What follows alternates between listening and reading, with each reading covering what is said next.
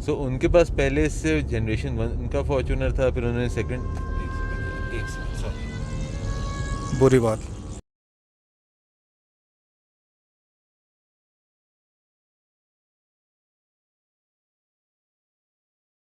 अस्सलाम वालेकुम viewers, how are you. उम्मीद है आप लोग सब खैरियत से होंगे। मेरा नाम अहमद है और मैं उमर भाई का दोस्त हूँ। तो आज हम लोगों ने दोस्ती यारी में एक ऑडी Q7 का रिव्यू करें। ये हम दोनों के कॉमन फ्रेंड की गाड़ी है। He doesn't want to come on screen, तो हम इसका ओनरशिप एक्सपीरियंस शेयर करेंगे। और मैंने कहा आज उमर भाई से ज़रा सा सवालात पूछते हैं, बड़े दिनों बाद आप आएँ।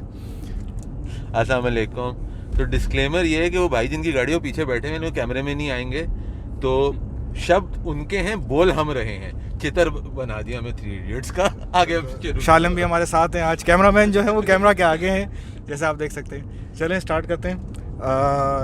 वो सबसे पहले जो वही कॉमन सवाल है आपका, जो आप पूछते हैं सबसे, हम आज पहली बार आपसे पूछेंगे, बल्कि दूसरी बार हो रहा है शायद आपको। काफ़ी दफ़ा हो चुका है। चलें, what does this car means to you, describe in one word. तो मैं जो भी बोल रहा हूँ वो गाड़ी के ओनर के अल्फाज हैं। उनका ये कहना है कि गाड़ी परफेक्शन है उनके लिए, इन सेंस कि मतलब हर चीज़ में परफेक्ट है। और उनको, क्योंकि मैं भी इसलिए साथ में कर रहा हूँ कि हम दोनों के कॉमन फ्रेंड हैं और ये दोनों हम लोग चलाते रहते हैं गाड़ी। तो उनका ये है कि परफेक्ट इस सेंस में कि हर चीज़ ड्राइव अच्छी है गाड़ी की, एसी परफॉर्मेंस, ये वो जो आम उनकी डेली रनर गाड़ी है ये, तो सारी चीज़ों में। When buying a car, how much important is the colour preferences. यार। सो ये कलर बहुत ही खूबसूरत कलर है और कलर प्रेफरेंस हमेशा होती है। जो गाड़ी के ओनर हैं उनको अलबत्ता ब्लैक कलर होता है तो ज़्यादा पसंद आता है, लेकिन personally this is a very beautiful colour.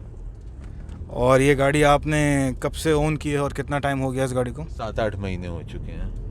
तो क्या सोर्स क्या थी, आपने कहाँ ढूंढी, कैसे मिली? एक जानने वालों के पास थी, शुरू से उन्हीं के पास थी ये गाड़ी। 2014 का मॉडल है, उन्होंने शुरू से रखी हुई थी गाड़ी, तो अभी जब वो बेच रहे थे तो उनसे फिर ले ली। तो अच्छा, और ये कितने, मतलब ये सवाल जाहिर से थोड़ा सा सबके लिए मुश्किल होता है जवाब देना, ये गाड़ी कितने की ली? क्योंकि उस टाइम की वैल्यू कुछ और थी। आपको जैसे पता है हर महीने या 2 महीने बाद गाड़ियों की वैल्यू चेंज होते रहती हैं, मार्केट ऊपर नीचे जाते रहती है, स्पेशली यूज़ कार्स की। और तो ये आपने गाड़ी कितने की ली? तकरीबन 1.25 और 1.5 के दरमियान का कोई फिगर था।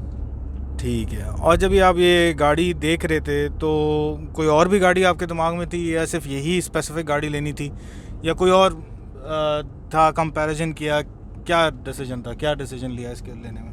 तो जो ओनर हैं इस गाड़ी के, उनके पास इससे पहले जनरेशन 1 फॉर्च्यूनर था, फिर सेकंड जनरेशन फॉर्च्यूनर उन्होंने लिया। तो उसके बाद वो चाह रहे थे कुछ अपग्रेड किया जाए और कुछ ऐसी गाड़ी ली जाए थोड़ी सी जो मार्केट से हट के हो, रन ऑफ द मिल गाड़ी नहीं ली जाए, लेनी एसयूवी ही थी। तो वो सारे parameters with the budget consideration ये गाड़ी जो है बड़ा परफेक्ट फिट हो रही थी। अब जानने वाले की गाड़ी थी तो उस लिहाज से भी काफ़ी एक अच्छा फिट बैठ रहा था in all the requirements that were there. अच्छा, फिर अगेन एक और सवाल ये है कि जो इस गाड़ी के ऊपर नहीं है मगर फिर भी पूछा जाएगा और सब इंटरेस्टेड होते हैं, इस गाड़ी की फ्यूल एवरेज क्या है और कौन सा फ्यूल आप यूज़ करते हैं? हाई ऑक्टेन डलता है और 5-6 के करीब की फ्यूल एवरेज ये गाड़ी देती है। और टैंक कितने लीटर की है इसकी? ये मुझे नहीं पता कितने लीटर की है। तो पूछना चाहिए था ना पहले। टैंक 110 लीटर की टैंक है इसकी। 100 लीटर की, सॉरी 100 लीटर की इसकी टैंक है। जब टैंक फुल करा रहे होते हैं तो बहुत सारी चीज़ें एक साथ देखनी पड़ती हैं, क्योंकि आजकल 140 का है पेट्रोल। तो तकरीबन हाई ऑक्टेन तो डिपेंड करता है ना 140-45 का है, 138 से लेके 145 तक का है, क्योंकि सबका अपना है। और तकरीबन 14,500 रुपये में टैंक फुल होती है और मज़े से ख़त्म होती है। ठीक है। अच्छा, दूसरी बात, आप ये गाड़ी मेंटेन कहाँ से करते हैं? ये भी सवाल वही है। ऑडी। हाँ, ऑब्वियसली। क्यों लोकल मैकेनिक पे क्यों नहीं जाते? यार क्या उसे कहते हैं, इन गाड़ियों की जो है ना बेचते हो ये चीज़ें काफ़ी काउंट होती हैं कि आपने मेंटेन कहाँ से कराई, इफेक्ट कंपनी मेंटेन्ड है कि आउट ऑफ मार्केट है, मतलब ये सारी चीज़ें इन गाड़ियों के ऊपर स्पेसिफिकली काउंट होती हैं। और ऑब्वियसली अगर आप उसको कंपनी में भेजते हो तो ये काउंट क्यों होती हैं उसकी मैं आपको वजह बताता हूँ। मुझे यहाँ पे जो जवाब है मैं दे रहा हूँ आपको। काउंट इसलिए होती हैं ये चीज़ें क्योंकि जब आप ऑडी में भेजते हैं तो आपके एक पीस ऑफ माइंड है कि जो सामान डल रहा है ना वो सारा ओरिजिनल सामान डल रहा है, उसमें कोई 2 नंबरी नहीं है, 2 नंबर सामान नहीं इस्तेमाल हो रहा। उसकी वजह से बेहतर होता है कि आप इन गाड़ियों को वहाँ भेजें। लोकल मार्केट में आपको नहीं पता कि वो 2 नंबर सामान इस्तेमाल हो रहा होगा, क्या हो रहा होगा, और ये कोई आपकी टोयोटा या सुजुकी तो है नहीं कि 2 नंबर सामान में, तो चलो खैर है। अच्छा, इस पे मेरा थोड़ा सा अलग व्यू है कि देखें, आप अगर मर्सिडीज़, BMW और ऑडी के पार्ट्स लेने जाएं तो ओरिजिनल पार्ट्स जो है ना हमें बाहर से मिल जाते हैं। बट मैं ये कहता हूँ कि भले आप अपनी गाड़ी कंपनी मेंटेन रखें, और उसका रीज़न ये है कि पार्ट्स आपने वही पैसों से ख़रीदने हैं जो कि बाहर पैसों के होंगे, और आपने सिर्फ जो उसकी लेबर कॉस्ट है वो थोड़ी ज़्यादा देनी पड़ जाएगी, क्योंकि वो उनको पता है यार वो रोज़ मेरे ख्याल में उस गाड़ी में काम कर रहे हैं। बाहर भी अच्छे मैकेनिक्स हैं, इस तरह की बात नहीं है, मगर वो फिर वही अगेन रीसेल का इशू आ जाता है, और प्राइस इतना फ़र्क नहीं होता। आजकल के बाहर के मैकेनिक भी कोई ज़्यादा सस्ते नहीं है इन गाड़ियों देखो आजकल वो गाड़ियों को देख के हर कोई प्राइस का करता है, एक तो पहली चीज़ तो ये हो गया। अच्छा, दूसरी इसमें जो चीज़ आप कह रहे हो ना पार्ट्स के ऊपर, एक सेल्स टैक्स एक ऐसी चीज़ है जो कि आपको, अगर आप वैसे कच्ची रसीदों पे जाके काम करा रहे हो तो आपका सेल्स टैक्स भी बच जाता है, लेकिन जब आप कंपनी में भेज रहे हो तो आपको वो सेल्स टैक्स चार्ज होता है, बिकॉज उनका सारा कुछ ऑफिशियल होता है। तो वो पार्ट्स की प्राइसेस में भी थोड़ा बहुत फ़र्क, मतलब यहाँ पे 15 के 17% का फ़र्क आ जाता है। बिल्कुल, ये तो बात सही है। अच्छा, इसका एनुअल टोकन ये 3.0 लीटर है, और इसका एनुअल टोकन क्या है? ये 3 लीटर है, और इसकी ये 2014 है, तो उसमें विदहोल्डिंग टैक्स अब नहीं लगता है एज़ पर सिंध का जो रूल है। तो उसमें आपका जो एनुअल टोकन है वो कोई इतना ज़्यादा अब नहीं रहा। पार्ट्स एक्सपेंसिव हैं और इजीली अवेलेबल हैं? पार्ट्स बिल्कुल एक्सपेंसिव हैं। इजी अवेलेबिलिटी का अगेन मैं अपने पर्सनल एक्सपीरियंस से आपको बता रहा हूँ कि कई दफ़ा ऐसा भी होता है कि कोई पार्ट्स होते हैं जो ऑडी के पास भी अवेलेबल नहीं होते हैं, और वो आपके पार्ट्स जो हैं वो फिर जर्मनी से आते हैं, और वो कभी कभार 2 से 3 महीने लग जाते हैं, because they don't have all the parts available at all times. क्योंकि ये रीज़न ये भी हो सकता है कि मैं हमें A4 और A3 के ज़्यादा पार्ट्स अवेलेबल होंगे या नहीं, इस तरह की बात हर गाड़ी के साथ यही। अब जैसे वो मिशा के पास A3 है, और जिसका हमने ओनरशिप एक्सपीरियंस भी उनके साथ किया, उस गाड़ी का हम रिव्यू भी कर चुके हैं। उस गाड़ी का एक छोटा सा बहुत ही कॉमन सा पार्ट था जो कि उनका रिप्लेसमेंट की रिक्वायरमेंट थी, और उनको थोड़ा टाइम लगा था उस पार्ट के आने में जर्मनी से। अच्छा, एज़ कम्पेयर टू BMW और मर्सिडीज़, इसके पार्ट्स महंगे हैं यानी इक्वलेंट उन गाड़ियों, क्योंकि हम उन गाड़ियों से कंपेयर कर रहे हैं इनको? वो मोरलेस एक ही जैसी प्राइस। अच्छा, हम लोगों ने 2-3 पार्ट्स की मैंने सिर्फ वैल्यू पूछवाई थी ऐसे ही। तो मर्सिडीज़ अगर 2014-15 की होगी तो उसके पार्ट्स थोड़े महंगे होंगे ML के, अगर हम बात करें, क्योंकि इसकी क्लास में इसके थोड़े सस्ते होंगे, क्योंकि ML एक लग्जरी क्लास आ जाती है, और X5 के पार्ट्स और इसके 5 तकरीबन सेम ही है मर्सिडीज़ के मेरे। उसके अंदर एक जो चीज़ है ना वो ये है कि Q7 और X5 आपके पास फिर भी ज़्यादा हैं, ML बहुत कम है।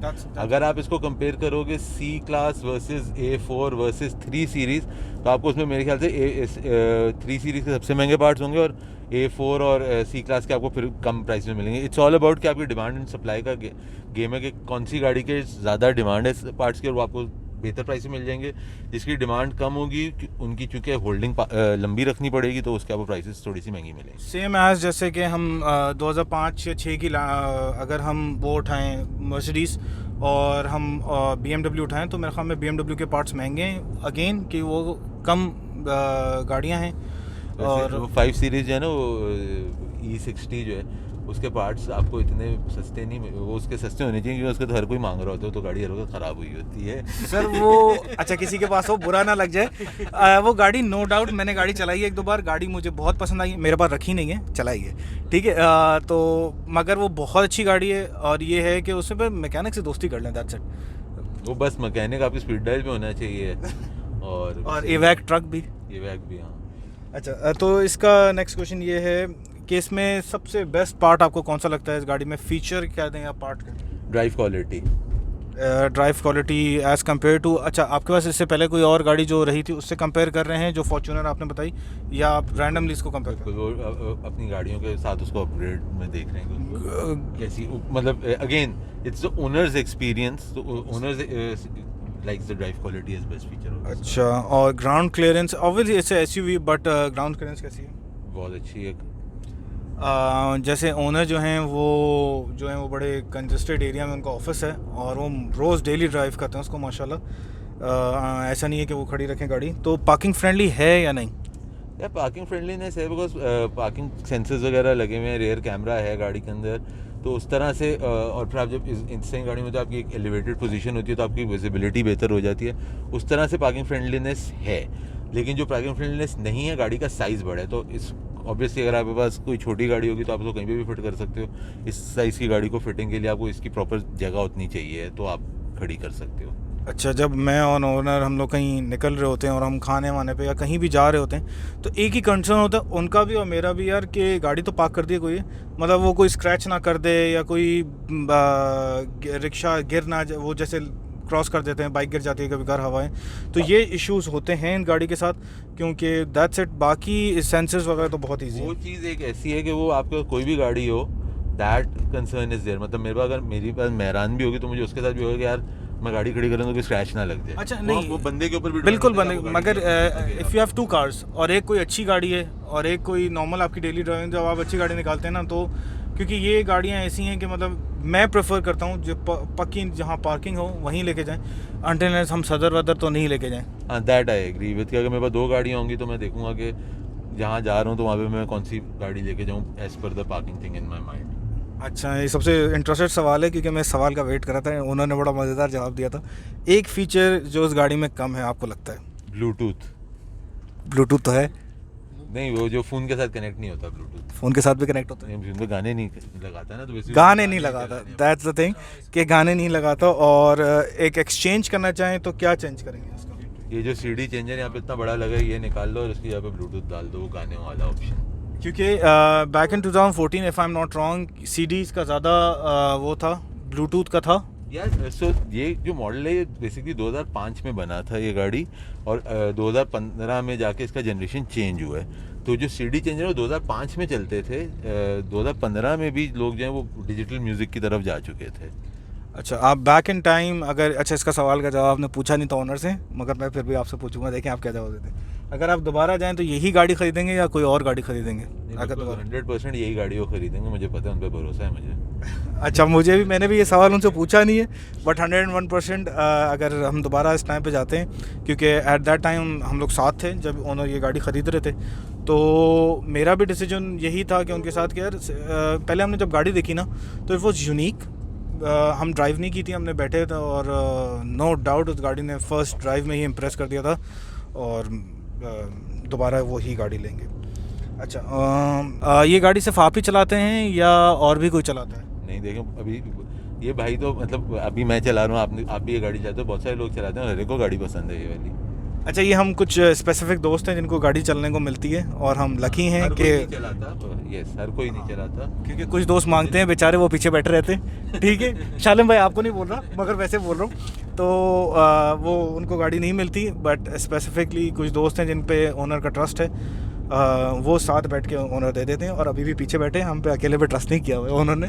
और दूसरी बात ये है कि उनके घर में ड्राइवर है जो गाड़ी बाहर निकालता है, और आई थिंक वो चलाता है, मगर वो बहुत कम चलाता है, उसको सिर्फ गाड़ी साफ करना, और उनके वालिद साहब में वो गाड़ी चलाते हैं। अच्छा, नेक्स्ट 1 ईयर में आपकी गाड़ी सेल करने का इरादा है, और अगर है तो फिर कौन सी गाड़ी लेंगे?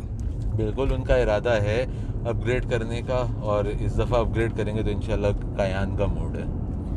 अच्छा, तो इसके सवाल में थोड़ा सा ऐड मैं कर दूं, क्योंकि कायान का मूड इसलिए है क्योंकि इसके बाद वो ये कहते हैं यार कि मुझे प्रॉपर एसयूवी में नहीं जाना है, लैंड क्रूज़र या प्राडो में उसमें नहीं जाना है, तो उनके पास ऑप्शन बचा नहीं है उसके अलावा। बट हम लोग ने अभी थोड़े दिनों पहले एक रिव्यू किया था F-150F, तो वो भी ऑप्शन गुड हो सकता है या नहीं? डेफिनेटली, लेकिन अगेन वो फिर साइज़ उसका वो फुल साइज़ वाली पे चली जाती है, तो अगर इनको इस कैटेगरी में रहना है तो इसके अंदर वो फिट नहीं होता अदरवाइज़। और अगर लेफ़्ट हैंड चला सकते हैं, लेफ़्ट हैंड का एक ड्राइव का भी अपना है, तो ऑब्वियसली अगर वो 2 चीज़ों मसला नहीं है तो बिल्कुल जा सकते हैं F-150 पे। अच्छा, तो ये सवाल, मशवरा देखेंगे ना हम क्या मशवरा देते हैं। ये सवाल ख़त्म हुआ। आपने कुछ अपनी तरफ से बताना है गाड़ी के बारे में या कुछ? नहीं जी, आपके सवालात काफ़ी अच्छे हैं, काफ़ी डिटेल्ड सवाल हैं आपके पास अहमद साहब, और ये है कि व्यूअर्स अहमद साहब का चैनल को सब्सक्राइब करें किसी ने अगर नहीं किया अभी तक तो। जी, बैम व्हील्स उमर भाई जो हैं अब वो जाने लगे हैं, अब मैं आऊँगा। थैंक यू, खुदा हाफिज़। अल्लाह हाफिज़।